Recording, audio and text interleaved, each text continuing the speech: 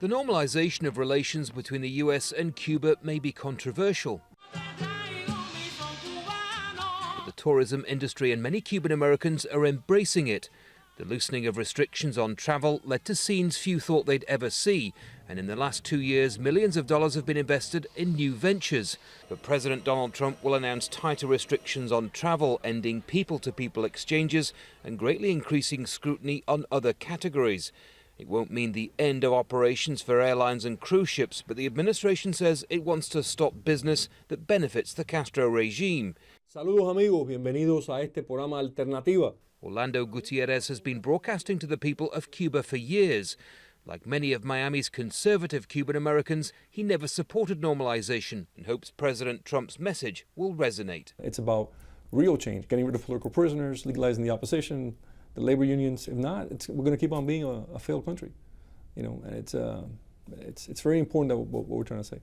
While the U.S. embargo against Cuba remains firmly in place, increased trade has been taking place. But it's something else the president will scale back, especially with Cuba's military. The cruise lines are having a good day. That worries some in the business world, but investor Thomas Hertzfeld remains confident that the president will prevail.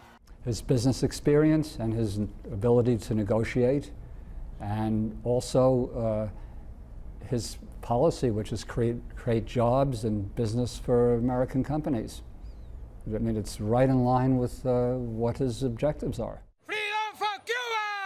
The change in approach comes as no surprise. It was one of President Trump's campaign promises, and one he hopes will help a new generation of Cubans prosper. When President Obama announced the normalization process, it was hailed as one of his key foreign policies. But critics have been quick to point out the lack of concessions by the Cuban government, especially when it comes to human rights. And ultimately, it's conservative Cubans in this city that helped President Trump get elected. And they have high hopes that he'll now deliver on those promises. But as ever, the devil will be in the details. The new approach isn't a full reversal of Obama's historic normalization process, but it takes a much harder line.